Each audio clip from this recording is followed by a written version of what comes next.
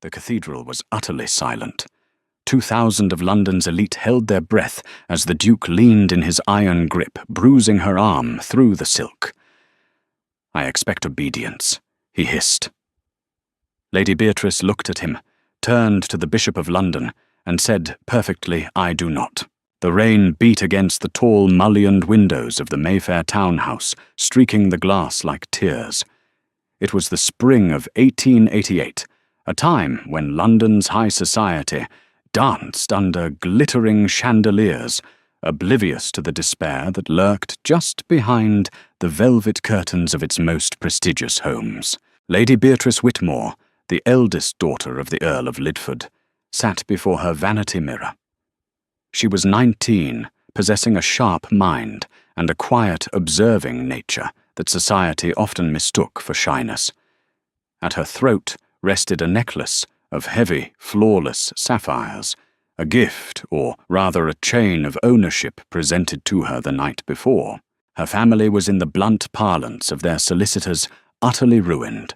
The Earl Lord Reginald Whitmore had invested the entirety of the family's wealth in the ill-fated Argentine railway schemes that had recently collapsed, taking several prominent aristocratic fortunes down with it.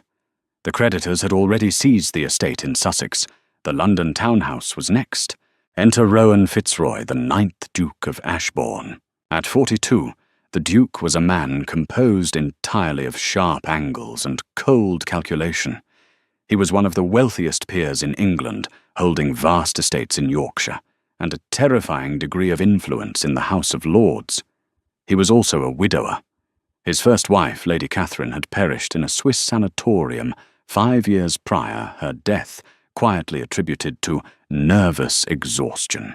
Ashbourne had not chosen Beatrice for love. He had chosen her because the Whitmore name carried an ancient, impeccable royal lineage, and because a ruined earl could not negotiate terms. "You are a very fortunate girl, Beatrice," her mother. Lady Clementine had whispered that morning, her hands trembling as she adjusted the collar of Beatrice's morning gown. "The Duke is paying off everything. The debts to Coutts Bank, your father's gambling markers at White's. Even your sister Charlotte's dowry will be secured." "I am being sold, mother," Beatrice had replied, her voice flat, stripped of the hysteria her mother anticipated. "Traded like a prize mare to clear father's ledgers. Do not speak of it so crudely," her mother had hissed, glancing nervously at the door. "It is duty. It is what women of our station do. Look at Consuelo Vanderbilt. Look at Lady Randolph Churchill. Marriage is an alliance, not a romance." The courtship, if it could be called such, was a masterclass in psychological domination. The Duke never raised his voice, never displayed a temper, but his presence was a suffocating weight. When they attended the Duchess of Marlborough's ball, he had casually dismissed her attempt to converse about the political reforms being debated in Parliament. "A woman's lips, my dear. Beatrice are designed for smiling and offering pleasantries." Ashbourne had murmured smoothly, his hand resting on the small of her back, a touch that felt more like a physical restraint than an endearment. "Your thoughts are an unnecessary complication. Once we are married, I will guide your opinions. You will find it much more relaxing to simply agree with me." Beatrice had looked into his pale grey eyes and seen an absolute, terrifying void of empathy. He did not want a wife. He wanted a silent ornament, a possession that would bear him an heir and never speak out of turn. The reality of her impending doom crystallized during a private dinner at the Duke's sprawling estate Ashbourne House, located on the prestigious Park Lane. The dining room was oppressive, panelled in dark oak, and dominated by a massive portrait of Ashbourne's ancestors. It was here that Beatrice first noticed the staff. They moved like ghosts. There was no casual banter, no accidental clattering of silver. They were terrified. When Beatrice accidentally spilled a drop of claret onto the pristine white tablecloth, a young footman named Thomas rushed forward to dab at it. In his haste, his sleeve brushed the Duke's crystal water goblet, knocking it over. The silence that followed was deafening. Ashbourne did not shout. He simply placed his silver fork down and looked at the boy. "Report to the estate manager," he said softly. "Your Grace, please, it was an accident." The boy stammered, his face draining of colour. "Now!" The boy fled. Later, when Beatrice excused herself to the powder room, she passed a service corridor and heard the sickening sound of a riding crop striking flesh accompanied by muffled weeping. The Duke was a monster, hiding behind the impeccable tailoring of Savile Row and the polite conventions of the British peerage. She realized then that to marry Rowan Fitzroy was to sign her own death warrant. Her spirit would be broken, her voice silenced, and if she resisted, she might very well end up like the late Lady Catherine, locked away in a foreign asylum, erased from the world. But the wedding was only a fortnight away. The banns had been read, and the invitations embossed in gold leaf had been sent to the highest echelons of society, including members of the royal family. There was no escape, or so she thought. The turning point arrived discreetly wrapped in the guise of an unexpected visitor. It was 4 days before the wedding. Beatrice was in the library of her family's townhouse, staring blankly at the intricate lace of her wedding veil which had arrived from Paris that morning. It felt like a beautifully spun shroud. The heavy oak door creaked open, and the butler announced, "A Mr. Oliver Stanton to see you, my lady. He says it concerns the floral arrangements for St. Gilbert's." Beatrice nodded dismissively, expecting a nervous florist. Instead, the man who stepped into the room possessed a sharp, intelligent gaze, and carried himself with a quiet, confident authority that immediately commanded the space. He was dressed neatly, though not in the exorbitant fashion of the aristocracy. "My Lady Oliver Stanton," said, waiting until the butler had closed the door. The moment they were alone, his demeanour shifted. The deferential florist vanished.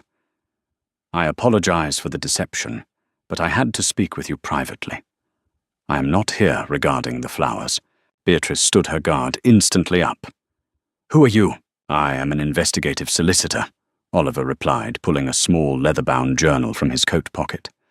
"I work for the family of the late Lady Catherine Fitzroy, the Duke's first wife." Beatrice felt a cold chill wash over her. "Lady Catherine died of consumption in Switzerland. Lady Catherine died of a broken neck at the bottom of a stone staircase at Ashbourne's estate in Yorkshire." Oliver corrected his voice, low and urgent. "The consumption story was purchased, paid for with Ashbourne's immense wealth, to silence the local magistrate and the physician." Beatrice gripped the back of a leather armchair, her knuckles turning white. "Why are you telling me this?" "Because Lady Catherine's brother, Lord Henrik Caldwell, hired me to find the proof. Ashbourne is incredibly careful, but no man is infallible." Oliver stepped closer, extending the journal toward her. "This was Catherine's diary. We finally located it 3 days ago, hidden beneath the floorboards of her former bedchamber by a sympathetic maid." Beatrice hesitated, then took the book. The leather was worn, the pages fragile. She opened it, and her eyes fell upon the frantic, terrified handwriting of a woman pushed to the brink of madness. "October 14th, 1882. He locked me in the East Wing again today. He said my laughter at the dinner party was unseemly. When I begged to be let out, he stood on the other side of the door and told me that if I didn't learn absolute obedience, he would have me declared insane.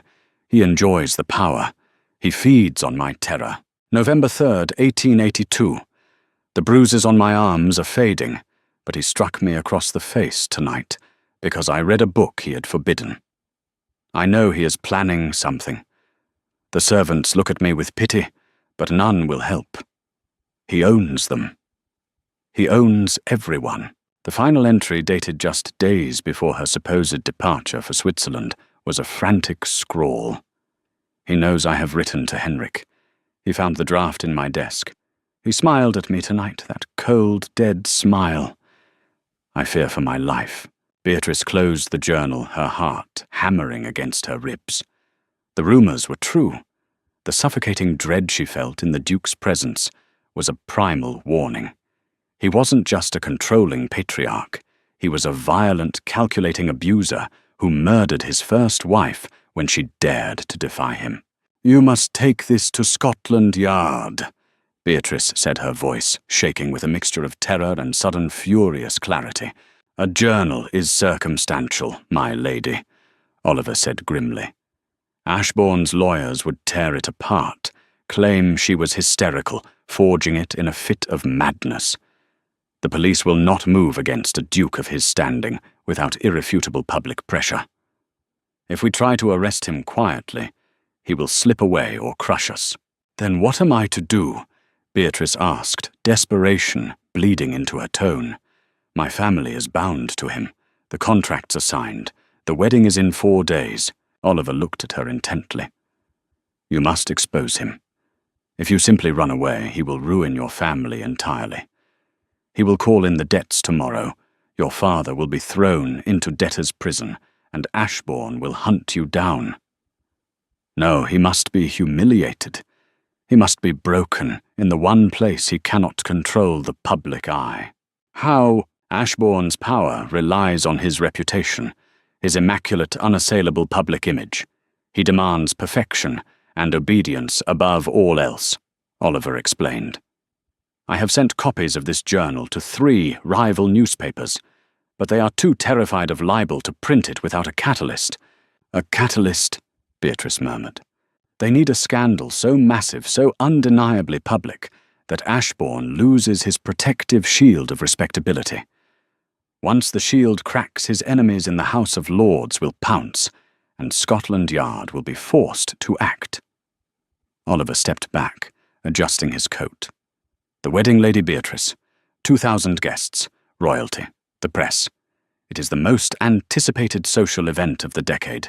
You want me to make a scene at my own wedding? I want you to destroy him at the altar," Oliver said quietly. "If you refuse him publicly, in front of the bishop and the entirety of London's elite, the press will have their scandal. We will release the journals the very same hour. He will be finished." When Oliver left, Beatrice sat alone in the library for hours as the daylight faded into dusk. The fear that had paralyzed her for months was slowly burning away, replaced by a cold, incandescent rage. Her father had sold her to a murderer to save his own pride. Her mother had dressed her for the slaughter, and Rowan Fitzroy believed she was nothing more than a docile lamb, too terrified of scandal to ever speak a word against him. The morning of the wedding dawned bright and mocking. The streets of London were lined with crowds eager to catch a glimpse of the bride. The newspapers heralded it as the union of the century. Inside the Whitmore townhouse, the atmosphere was a frantic blur of silk lace and nervous energy. Lady Clementine was weeping tears of relief, the creditors having been paid the day before. "You look like a queen, Beatrice," her mother gushed, adjusting the heavy diamond tiara that Ashbourne had sent over that morning. Beatrice looked at her reflection. She did not look like a queen. She looked like a soldier strapping on armor. Beneath the layers of Honiton lace and heavy silk, she felt the steady, rhythmic beating of her own heart. She was terrified, yes, but for the first time in her life, she was entirely in control. The carriage ride to St. Gilbert's Hanover Square was a blur. The cheering crowds outside the church sounded like distant ocean waves. As she stepped out of the carriage, her father offered his arm. He looked relieved, almost jubilant. "You've done well, my girl," Lord Reginald whispered as they approached the grand wooden doors.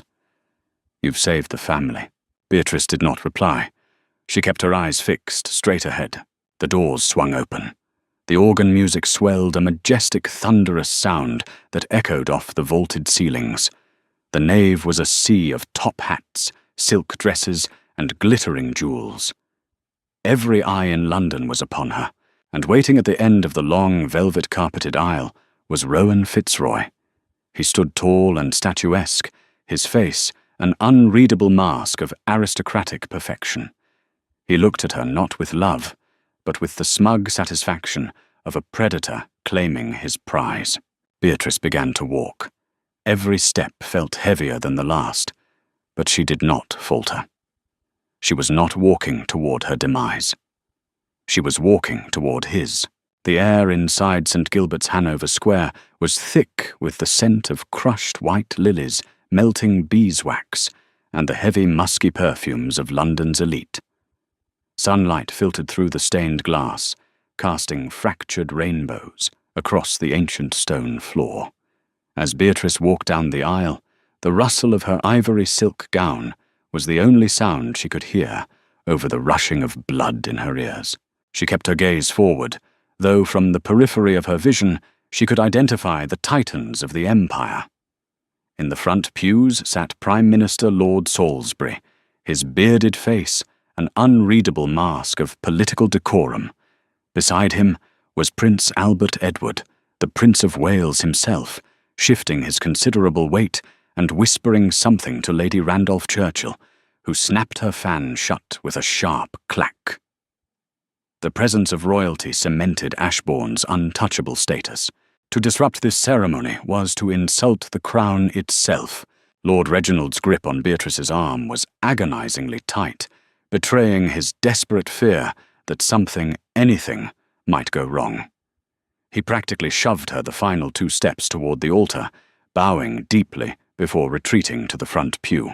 Beatrice was left standing beside Rowan Fitzroy, the 9th Duke of Ashbourne. Up close, the Duke was a towering monument to aristocratic arrogance. He wore a mourning coat of immaculate charcoal wool, the breast pinned with the star of the Order of the Garter. He did not look at her face. His eyes remained fixed on the golden cross behind the altar. Before them stood Frederick Temple, the Bishop of London, his majestic robes pooling around him. The bishop opened the gilded prayer book, his deep, resonant voice rolling over the congregation like distant thunder. Dearly beloved, we are gathered together here in the sight of God and in the face of this congregation to join together this man and this woman in holy matrimony. The words washed over Beatrice. Her heart hammered against her ribs, a frantic bird trapped in a cage of whalebone corsetry. She glanced toward the heavy oak doors at the back of the nave. Where was Oliver? Had the plan failed? Had Ashbourne's men intercepted the journals before the ink could dry at the presses of the Pall Mall Gazette? If any man can show just cause why they may not lawfully be joined together, let him now speak, or else hereafter forever hold his peace. The bishop paused.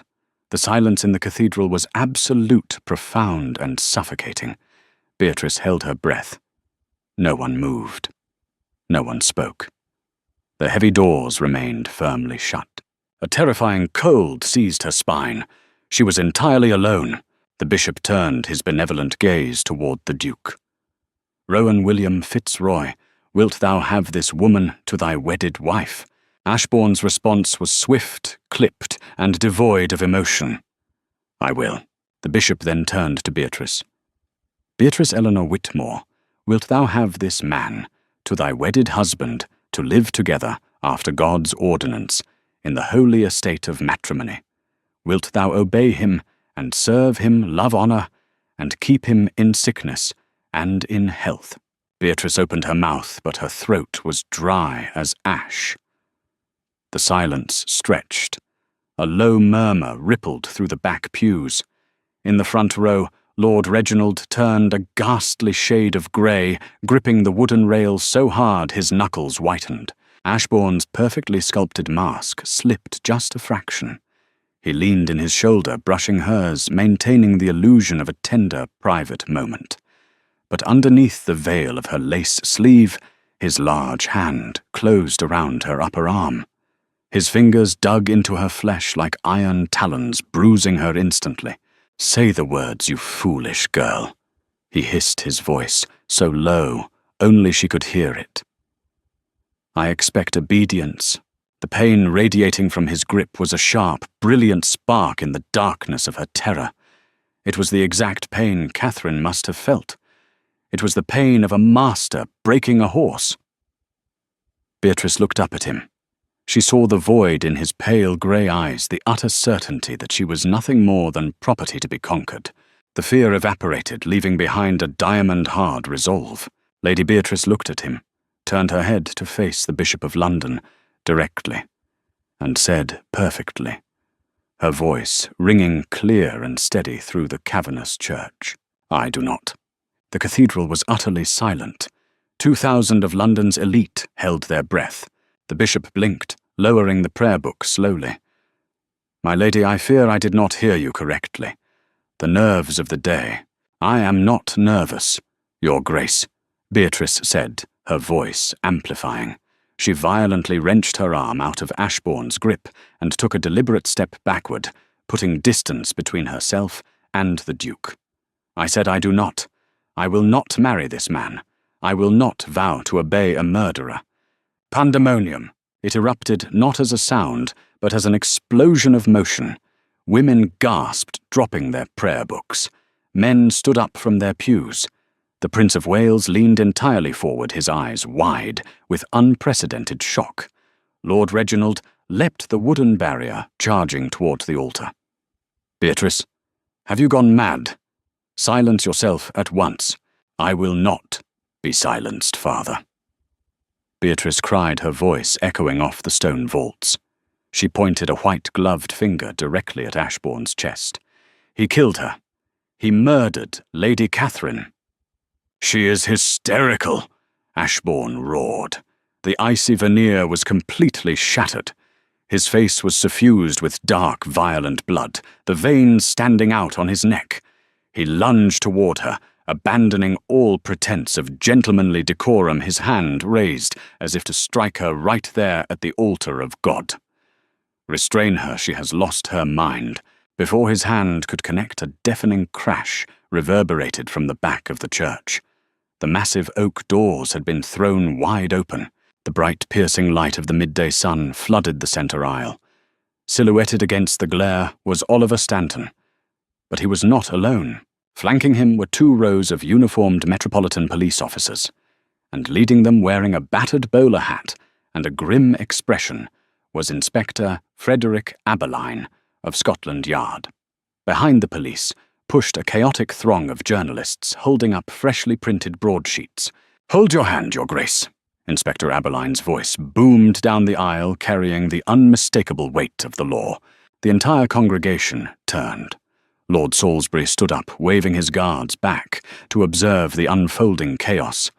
Ashbourne froze his hand, still suspended in the air, his eyes locked on the men marching up the velvet carpet. "What is the meaning of this outrage?" Ashbourne thundered, though Beatrice noticed the sudden slight tremor in his jaw. "Aberline, you forget yourself. This is a private ceremony. I will have your badge for this insolence." "My apologies to the Bishop and to His Royal Highness," Aberline said, offering a curt bow toward the Prince of Wales before fixing his hard stare back on the Duke. "But I hold a warrant for the immediate arrest of Rowan Fitzroy, Duke of Ashbourne." "On what charge?" Ashbourne scoffed, looking around the room, as if inviting his powerful friends to laugh at the absurdity of it all. But none of them met his eye. The aristocracy smelled blood in the water. They were already distancing themselves. Oliver Stanton stepped forward, holding up a thick stack of papers. "On the charge of the premeditated murder of Lady Catherine Fitzroy." "A lie," Ashbourne spat. "My wife died of consumption in Geneva. The world knows this." The world knew a fiction. "Your Grace!" Oliver countered, his voice ringing with triumph. He turned, slightly gesturing, to a small, nervous man hiding behind the broad shoulders of the police constables. The man was impeccably dressed, but sweating profusely. Ashbourne's face drained of all colour. He staggered back half a step, hitting the marble steps of the altar. "Allow me to introduce Dr. Émile Gagnon of the Geneva Sanatorium," Oliver announced to the stunned crowd. Dr. Gagnon arrived in London on the midnight train from Calais. He has provided a full signed confession to Scotland Yard, detailing the exact sum of £10,000 deposited into his Swiss accounts by your estate manager. In exchange, he forged a death certificate for a woman who arrived in a coffin, her neck broken. The whispers in the church turned into a roar of scandalized horror. We also have Lady Catherine's diaries detailing months of physical abuse and imprisonment, Inspector Aberline added, stepping onto the altar. He pulled a pair of heavy iron cuffs from his coat pocket. The Pall Mall Gazette has just hit the streets with the excerpts. Your secrets are entirely public, Your Grace.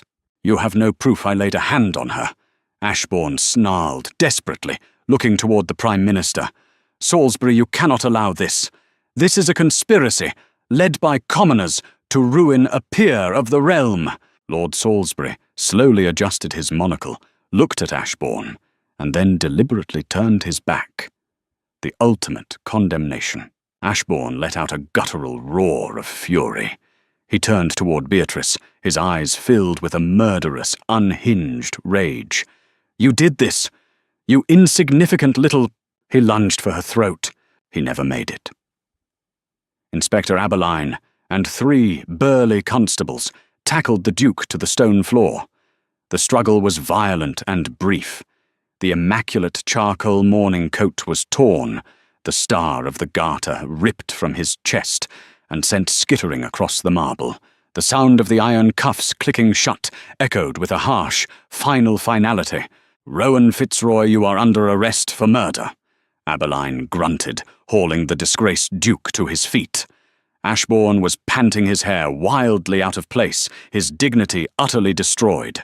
As the police dragged the struggling, cursing Duke down the aisle, the journalists surged forward, the flash powder of their heavy cameras erupting in blinding bursts of light, forever immortalizing the ruin of the most powerful man in Mayfair. Beatrice stood at the altar, her breath coming in ragged gasps. The cathedral was in absolute chaos, a swirling vortex of shocked nobility and shouting press. Beatrice, she turned. Her father, Lord Reginald, was scrambling toward her, his eyes wide with a different kind of panic. Beatrice, what have you done? The debts. He hasn't signed the final papers for the bank. We are ruined. You have ruined us. Beatrice looked at the man who had traded her life to cover his gambling markers. She felt no pity. She reached up to her head and carefully unpinned the heavy, suffocating diamond tiara Ashbourne had given her. She let it drop to the stone floor with a sharp clatter. No father. Beatrice said, her voice eerily calm amidst the madness. You ruined yourself. I merely survived you both. She gathered the heavy skirts of her Parisian lace gown and stepped down from the altar. She did not walk toward her father, nor did she look back at the bishop. She walked down the center aisle, her head held high.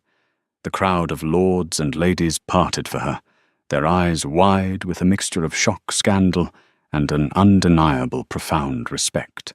Waiting for her near the vestibule was Oliver Stanton. He offered her a slight, deeply sincere bow. Where to Lady Beatrice?